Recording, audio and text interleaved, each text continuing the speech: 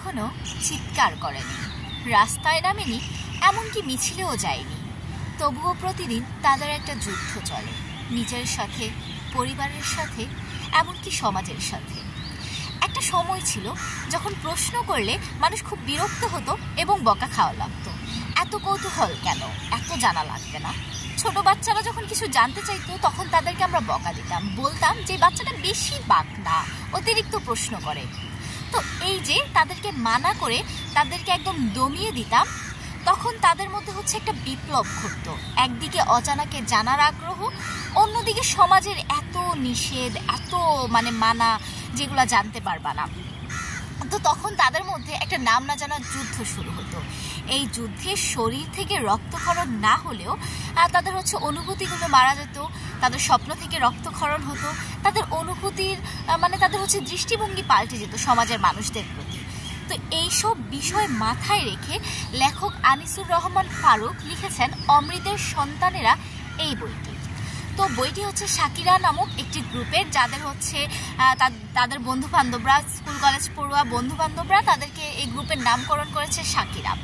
এই শাকিরা গ্রুপে কয়েকজন মেম্বার আছে যারা পীর স্যারের কাছে প্রাইভেট পড়তে যেত। তো এই পীর স্যার তাদেরকে তাদের সকল প্রশ্নের উত্তর দেওয়ার চেষ্টা করতো এবং তাদের দৃষ্টিভঙ্গি বদলানোর চেষ্টা করতো। তিনি তাদেরকে নতুন জিনিস জানার জন্য অনেক অনুপ্রাণিত করতো এবং তাদের যত নাম না জানা অনেক প্রশ্ন, অনেক কৌতূহল, সব কিছুই তিনি মেটানোর ট্রাই করতে। এমনকি তারা যে জিনিসটা নিয়ে বাজে একটা নেতিবাচক মন মানসিকতা ধারণ করতো, তিনি কোনো না কোনোভাবে খুব সুন্দর করে প্রশ্নের উত্তর দিয়ে সেটাকে ইতিবাচক করে দিত।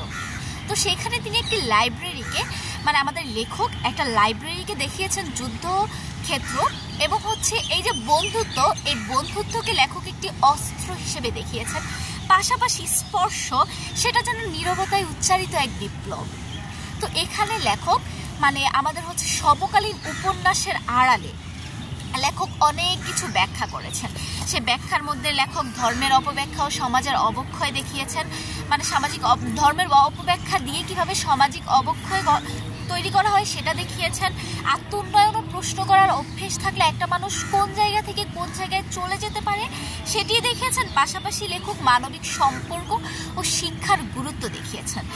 আজকাল বই পড়ে আমরা আলোকিত হই না, বেশ কিছু বই আছে যেগুলো পড়ে আসলে কিছু শেখার থাকে না, সেখানে এই বইটি একেবারেই ভিন্ন ধর্মী।